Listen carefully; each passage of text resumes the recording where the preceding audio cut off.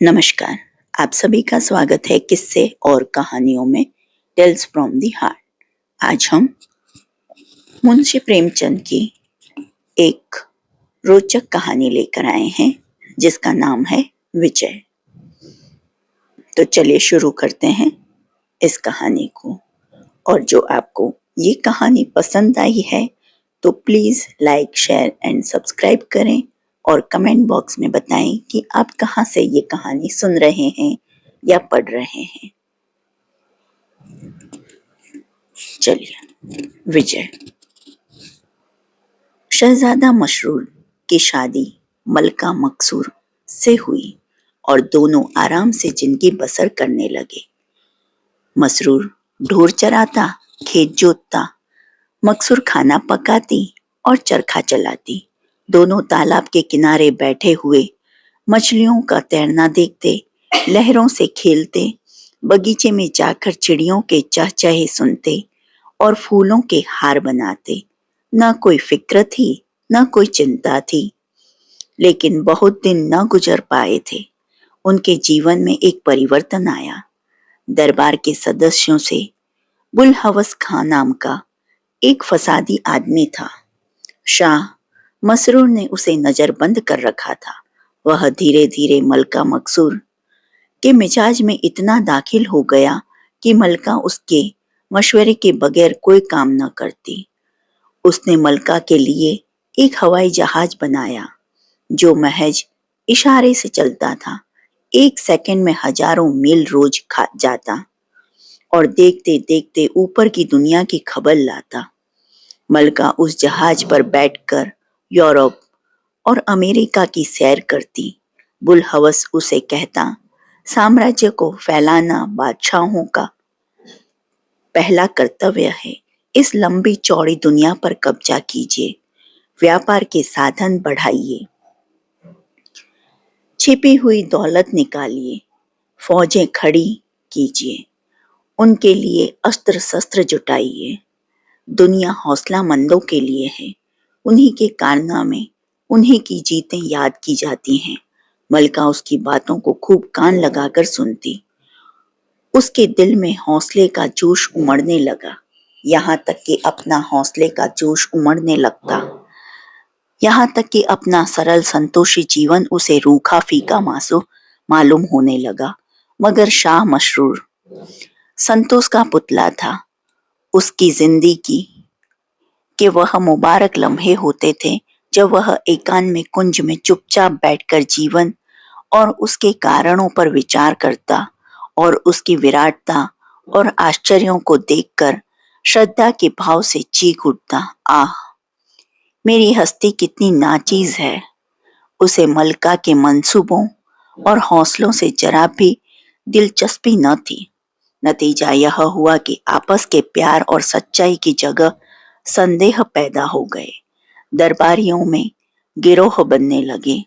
जीवन का संतोष विदा हो गया।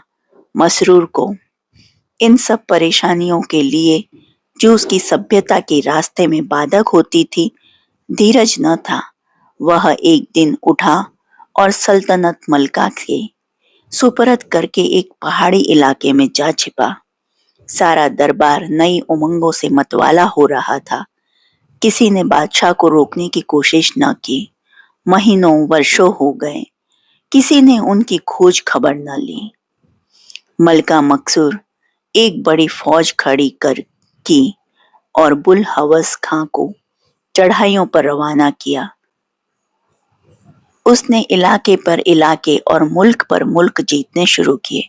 सोने, चांदी और हीरे जवाहरात की अंबार हवाई जहाजों पर लदकर राजधानी को आगे लगे। लेकिन आश्चर्य की बात यह थी कि इन रोज बरोज बढ़ती हुई तरक्कियों से मुल्क के अंदरूनी मामलों में उपद्रव खड़ा होने लगे। वह सूबे जो अब हुक्म के ताबेदार थे, बगावत के झंडे करने लगे। कर्ण सिंह बुंदेला एक फौज लेकर चढ़ आया, मगर अजब फौज थी। न कोई हरबे हथियार, न तोपें सिपाहियों, न हाथों में बंदूक और तीर तुपक के बजाय बर्बर तंबूरे और सारंगियां। बेले, सितार और ताउस थे। तोपों की धन गरज, सदाओं के दले, तबले और मृदंग की कुमक थी। बम गोलों की जगह जल तरंग आर्गन और आर्केस्ट्रा थे। मलका मकसूर ने समझा, आन की आन में इस फौज को तितर बितर करती हूँ। लेकिन ज्यों ही उसकी फौज कर्ण सिंह के मुकाबले में रवाना हुई, लुभावने आत्मा को शांति पहुंचाने वाले स्वरों की वह बाढ़ आई। मीठे और सुहाने गानों की वह बौछार हुई कि मलका की सेना पत्थर की मर्तों की तरह आत्मविस्मृत होकर खड़ी रह गई। एक क्षण में सिपाहियों की आंखें नशे में डूबने लगी और वह हथेलियां बजा बजा कर नाचने लगे, सर हिला हिला कर उछलने लगे। फिर सब के सब बेजान लाश की तरह ताह गिर पड़े और सिर्फ सिपाही नहीं, राजधानी में भी जिसके कानों में यह आवाजें गई वह बेहोश हो गया। सारे शहर में कोई जिंदा आदमी नजर न आता था। ऐसा मालूम होता था कि पत्थर की मूर्तों का तिलस्म है। मलका अपने जहाज पर बैठी यह करिश्मा देख रही थी। उसने जहाज नीचे उतारा कि देखूं क्या माजरा है, पर उन आवाजों के कान में पहुंचते ही उसकी भी वही दशा हो गई। वह हवाई जहाज पर नाचने लगी और बेहोश होकर गिर पड़ी। जब कर्ण सिंह शाही महल के करीब जा पहुंचा और गाने बंद हो गए, तो मलका की आंखें खुली, जैसे किसी का नशा टूट जाए। उसने कहा, मैं वही गाने सुनूंगी, वही राग, वही आलाप, वही लुभाने गा वाले गीत। हाय वह आवाजें कहाँ गई? कुछ परवाह नहीं, मेरा राज जाए पाट जाए, मैं वही राग सुनूंगी। सिपाहियों का नशा भी टूटा। उन्होंने उसके स्वर में मिलाकर, हम भी वही गीत सुनेंगे, वही प्यारे प्यारे मोहक राग। बला से हम गिरफ्तार होंगे, गुलामी की बीड़ियां पहनेंगे, आजादी से हाथ धोएंगे, पर वही राग, वही तराने, वही ताने, वही धुने। सूबेदार लोचन दास को जब कर्ण सिंह की विजय का हाल मालूम हुआ, तो उसने भी विद्रोह करने की ठानी। अपनी फौज लेकर राजधानी पर दौड़ा। मलका ने अब की जान तोड़ मुकाबला करने की ठानी। सिपाहियों को खूब ललकारा और उन्हें लोचदास के मुकाबले में खड़ा किया। मगर वाहरी हमलावन फौज, न कहीं सवार, न कहीं प्यादे, न तोप, न बंदूक, न हरबे, न हथियार, न सिपाहियों की जगह सुंदर नर्तिकियों के गोल थे और थिएटर के एक्टर। सवारों की जगह भांडों और बहरूपियों के गोल, मोर्चों की जगह तीतर और बटेरों के जोड़ छुटे हुए थे, तो बंदूक की जगह सर्कस बाइस्कोप के खेमे पड़े थे। कहीं हीरे जवाहरात अपनी आबदाब दिखा रहे थे, कहीं तरह तरह के चरिंदों परिंदों की नुमाइशें खुली हुई थी। मैदान के एक हिस्से में धरती की अजीब अजीब चीजें छने और बर्फिस्तान चोटियां और बर्फ के पहाड़, पेरिस के बाजार, लंदन का एक्सचेंज या स्टन की मंडियां, अफ्रीका के जंगल, सहारा के रेगिस्तान, जापान की गुलकारियां, चीन के दरियाई शहर, दक्षिण अमेरिका के आदमखोर, काफ की परियां, लैपलैंड की सुमुरपोश इंसान और ऐसे सैकड़ों विचित्र आकर्षक दृश्य चलते फिरते दिखाई पड़ते थे। मलका की फौज यह नजारा देखते ही बेसुध होकर उसकी तरफ दौड़ी। किसी को सर पैर का ख्याल न रहा। लोगों ने बंदूकें फेंक दी, तलवारें और किरचे उतार फेंके और बेतहासा इन दृश्यों के चारों तरफ जमा हो गए। कोई नाचने वालियों की मीठी अदाओं और नाजुक चलन पर दिल दे बैठा, कोई थिएटर के तमाशों पर रिझा। कुछ लोग तितरों और बटेरों के जोड़ देखने लगे और सब के सब चित्रलिखित से मंत्र मुग्ध हो खड़े हो रह गए। मलका अपने हवाई जहाज पर बैठी कभी थिएटर की तरफ जाती, कभी सर्कस की तरफ दौड़ती, यहाँ तक कि वह भी बेहोश हो गई। लोचनदास जब विजय करता हुआ शाही महल में दाखिल हो गया, तब मलका की आंखें खुली। उसने कहा, हाय, वह तमाशे कहाँ गए? वह सुंदर सुंदर दृश्य, वह लुभावने दृश्य कहाँ गायब हो गए? मेरा राज जाए, पाट जाए, लेकिन मैं यह सैर जरूर देखूंगी। मुझे आज मालूम हुआ कि जिंदगी में क्या क्या मजे हैं। सिपाही भी आगे उन्होंने एक स्वर में कहा, हम वही सैर और तमाशे देखेंगे, हमें लड़ाई भिड़ाई से कुछ मतलब नहीं, हमको आजादी की परवाह नहीं, हम गुलाम होकर रहेंगे, पैरों में बेड़ियां पहनाएंगे, पर इन दिल फरेबियों के बगैर नहीं रह सकेंगे। मलका मकबूल को अपनी सल्तनत का यह हाल देखकर बहुत दुख होता। वह सोचती, क्या इसी तरह सारा देश मेरे हाथ से निकल जाएगा? अगर शाह मसरूर ने यूं किनारा न कर लिया होता तो सल्तनत की यह हालत कभी न होती। क्या उन्हें यह कैफियत मालूम न होगी? यहाँ से दम दम की खबरें उनके पास आ जाती हैं, मगर जरा भी जुम्बिश नहीं करते। कितने बेरहम हैं। खैर, जो कुछ सर पर आएगी सह लूंगी, पर उनकी मिन्नत न करूंगी। लेकिन जब वह उन आकर्षक गानों को सुनती और दृश्यों को देखती तो वह दुखदायी विचार भूल जाते। उसे अपनी जिंदगी बहुत आनंद की मालूम होती। पुलहवस खां ने लिखा, मैं दुश्मनों से घिर गया हूँ। नफरत अली और किन खां ज्वाला सिंह ने चारों तरफ से हमला शुरू कर दिया है। जब तक और कुमक न आए मैं मजबूर हूँ, पर मलका की फौज यह सैर और गाने छोड़कर जाने पर राजी न होती। इतने में दो सूबेदार ने फिर बगावत की। मिर्जा शमीम और रसराज सिंह दोनों एक होकर राजधानी पर चढ़े। मलका की फौज में अब न लज्जा थी न वीरता। गाने बजाने और शैर तमाशों ने उन्हें आराम मतलब बना दिया।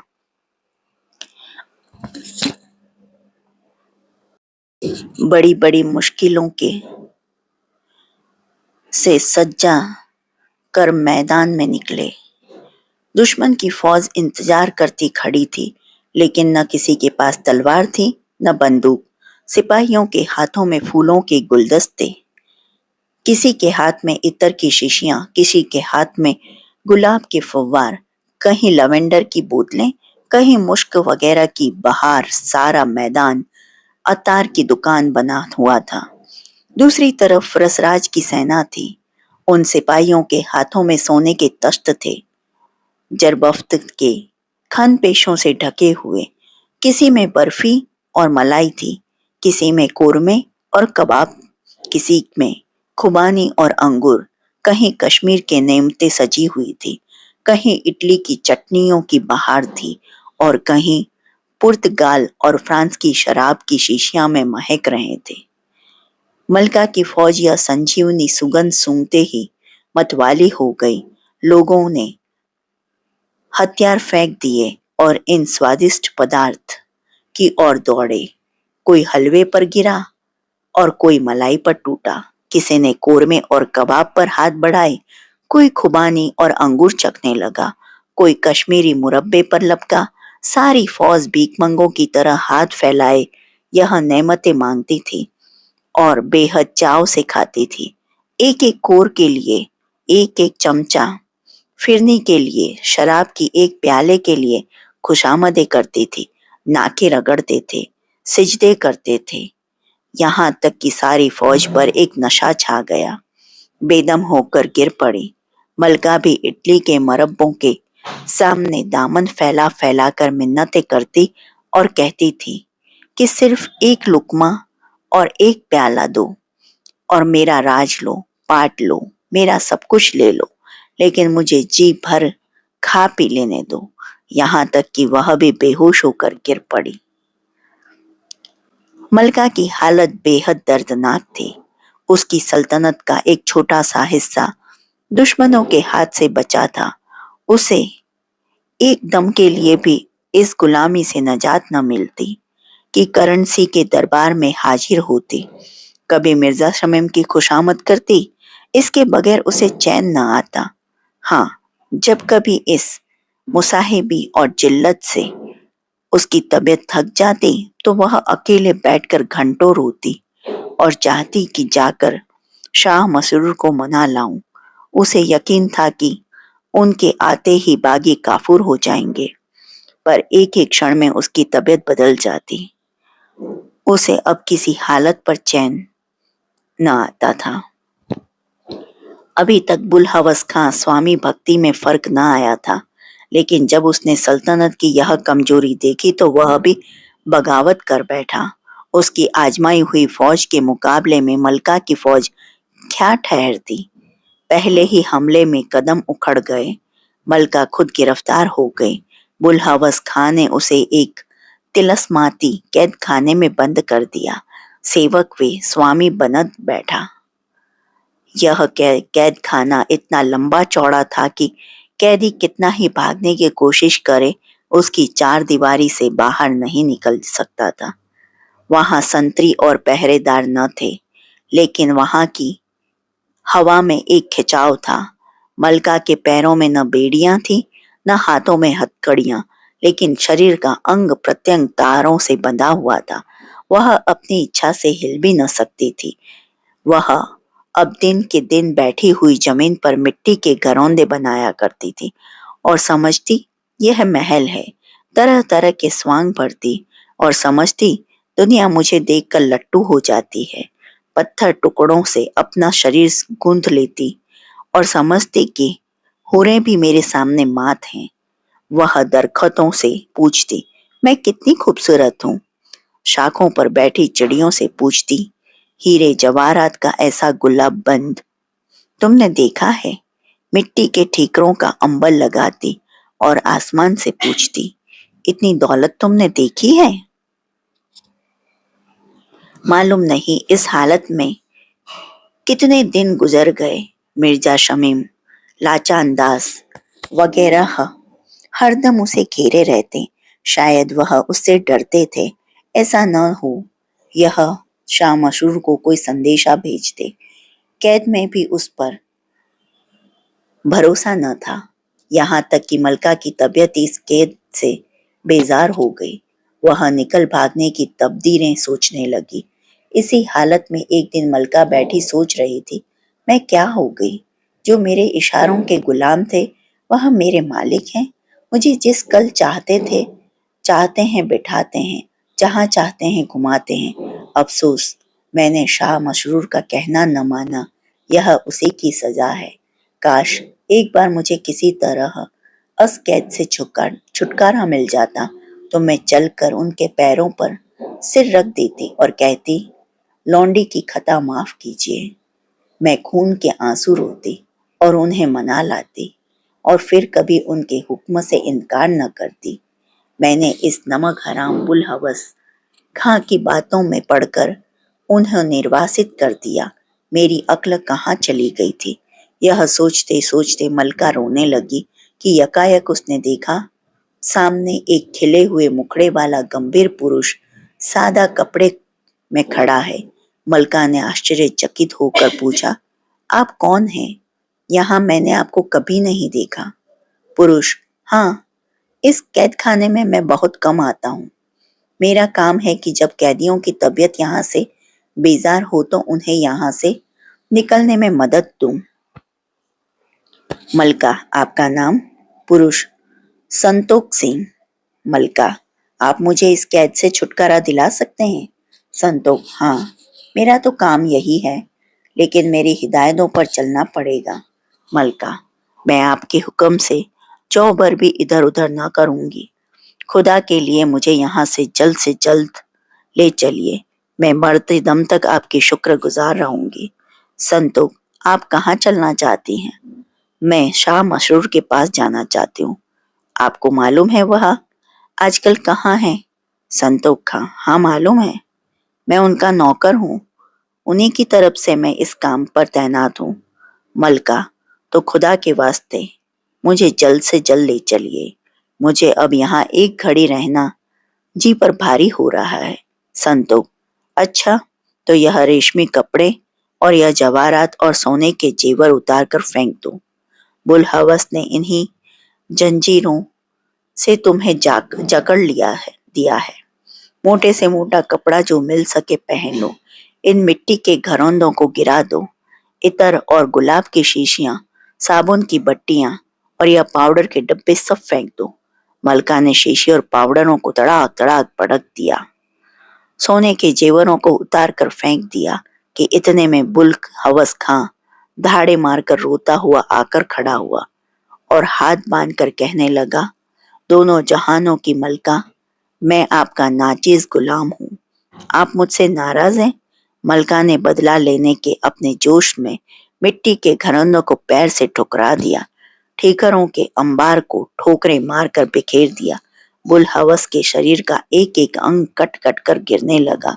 वह बेदम होकर जमीन पर गिर पड़ा और दम के दम जहन्नुम रसीद हुआ। संतोष सिंह ने मलका से कहा, देखा तुमन, इस दुश्मन को तुम कितना डरावना समझती थी, आन की आन खाक में मिल गया।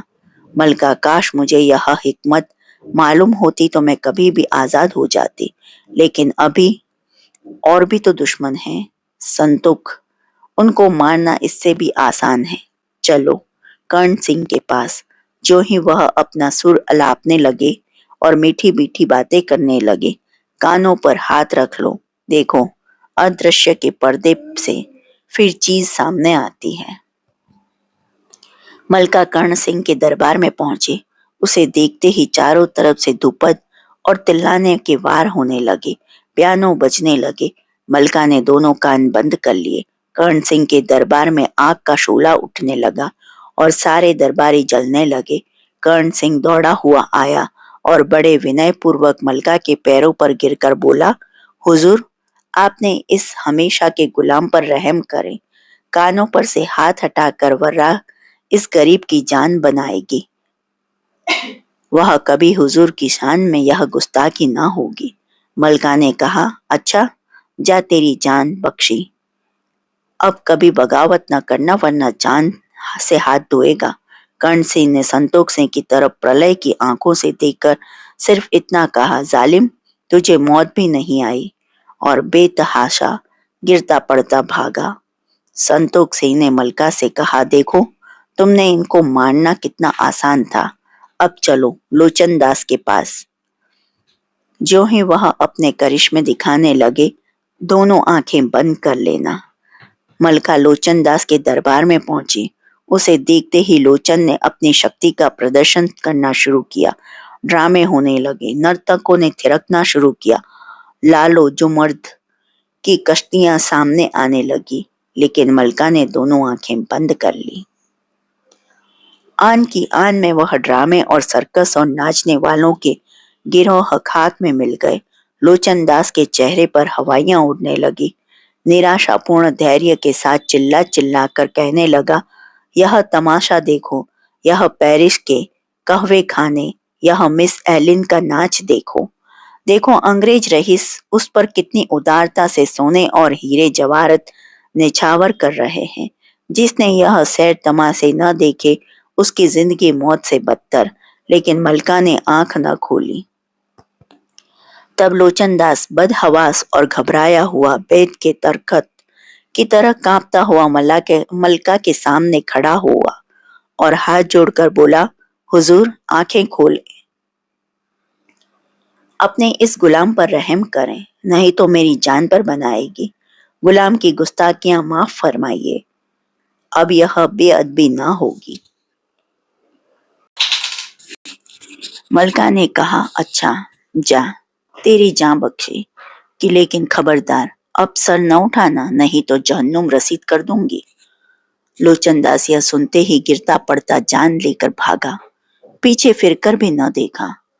संतोष सिंह ने मलका से कहा, अब चलो मिर्जा शमीम और रसराज के पास। वहां एक हाथ से नाक बंद कर लेना और दूसरे हाथ से खानों के तख्त को जमीन पर गिरा देना। मलका रसराज और शमीम के दरबार में पहुंची। उन्होंने जो संतोष को मलका के साथ देखा तो होश उड़ गए। मिर्जा शमीम ने कस्तूरी और केसर में की लपेट उड़ाना शुरू की। रसराज स्वादिष्ट खानों की तस्त सजा सजा कर मलका के सामने लाने लगा और उनकी तारीफ करने लगा। यह पुर्तगाल की 3 आंच दी हुई शराब है, इसे पिए तो बुढ़ा भी जवान हो जाए। यह फ्रांस का शैंपेन है। लेकिन मलका ने एक साथ से नाक बंद कर ली और दूसरे हाथ से उन तश्तों को लमीन कर गिरा दिया और बोतलों को ठोकरें मार मार कर चूर कर दिया। ज्यों ज्यों उसकी ठोकरें पड़ती थी, दरबार के दरबारी चीख चीख कर भागते थे। आखिर मिर्जा शमीम और रसराज दोनों परेशान और बेहाल, सर से खून जारी, अंग अंग टूटा हुआ, आकर मलका के सामने खड़े हो गए और गिड़गिड़ाकर बोले, हुजूर, गुलामों पर रहम करें। हुजूर की शान में जो गुस्ताखियां हुई हैं, उन्हें माफ करें। अब फिर ऐसी बेअदबी न होगी।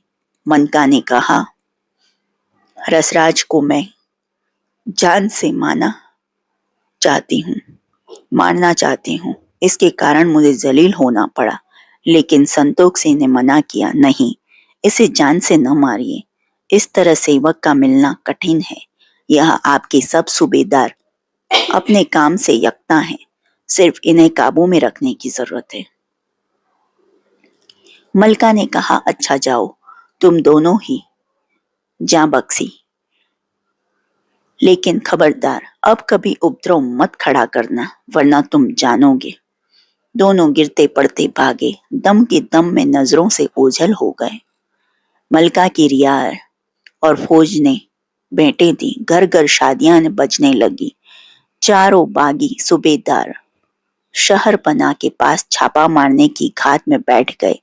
लेकिन संतोख सिंह जब रियाया और फौज को मस्जिद में शुक्रिया की नमाज अदा करने के लिए गया, तो बागियों को कोई उम्मीद न रही, वह निराश होकर चले गए। जब इन कामों से फुर्सत हुई, तो मलका ने संतोख सिंह से कहा, मेरे पास अल्फाज नहीं, मैं इतनी ताकत है कि मैं आपके एहसानों का शुक्रिया अदा कर सकूं।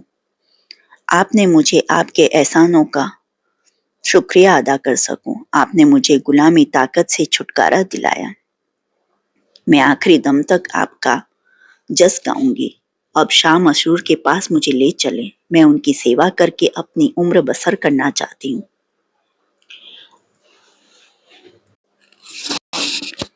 उनसे मुंह मोड़कर मैंने बहुत जिल्लत और मुसीबत झेली, अब सभी उनके कदमों से जुदा न होंगी। संतोख सिंह, हाँ हाँ चलिए, मैं तैयार हूँ, लेकिन मंजिल सख्त है, घबराना मत। मलका ने हवाई जहाज मंगाया, पर संतोख सिंह ने कहा, वहां हवाई जहाज से गुजर नहीं है, पैदल पड़ेगा। मलका ने मजबूर होकर जहाज वापस कर दिया और अकेले अपने स्वाति को मनाने चली।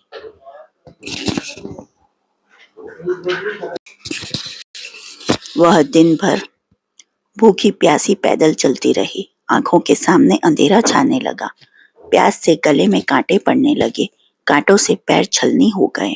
उसने अपने मार्गदर्शक से पूछा, अभी कितनी दूर है? संतोख, अभी बहुत दूर है, चुपचाप चली आओ, यहाँ बातें करने से मंजिल खोटी हो जाती है।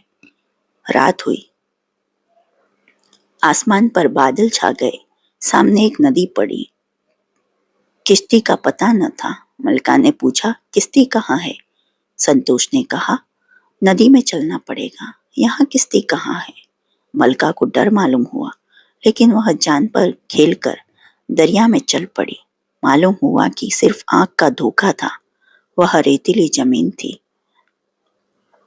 सारी रात संतोष ने एक क्षण के लिए भी दम न लिया। जब भोर का तारा निकल आया, तो मलका ने रोकर कहा, अभी कितनी दूर है? मैं तो मर जाती हूँ। संतोष ने जवाब दिया, चुपचाप चली आओ। मलका ने हिम्मत करके फिर कदम बढ़ाए। उसने पक्का इरादा कर लिया था कि रास्ते में ही मर क्यों न जाऊं, पर नाकाम न लौटूंगी। इस कैद से बचने के लिए वह कड़ी मुसीबतें झेलने को तैयार थी। सूरज निकला, सामने एक पहाड़ नजर आया, जिसकी चोटियां आसमान में घुसी हुई थी। संतोख सिंह ने पूछा, इसी पहाड़ी की उस सबसे ऊंची चोटी पर शाह मशरूर मिलेंगे, चढ़ सकोगी? मलका ने धीरज से कहा, हाँ, चढ़ने की कोशिश करूंगी। बादशाह से भेंट होने की उम्मीद ने उसके बेजान पैरों में पर लगा दिए। वह तेजी से कदम उठाकर पहाड़ों पर चढ़ने लगी। पहाड़ के बीचों बीच आते आते वह थक कर बैठ गई। उसे गश आ गया। मालूम हुआ कि दम निकल रहा है। उसने निराश आंखों से अपने मित्र को देखा। संतोष सिंह ने कहा, एक दफा और हिम्मत करो, दिल में खुदा को याद करो। मलका ने खुदा की याद की। उसकी आंखें खुल गई। वह फुर्ती से उठी और एक ही हल्ले में चोटी पर जा पहुंची। उसने एक ठंडी सांस ली। वहां शुद्ध हवा में सांस लेते ही मलका का शरीर एक नई जिंदगी का अनुभव हुआ। उसका चेहरा दमकने लगा। ऐसा मालूम होने लगा कि मैं चाहूं तो हवा में उड़ सकती हूँ। उसने खुश होकर संतोष सिंह की तरफ देखा और आश्चर्य के सागर में डूब गई। शरीर वही था पर चेहरा शाह मसरूर का था।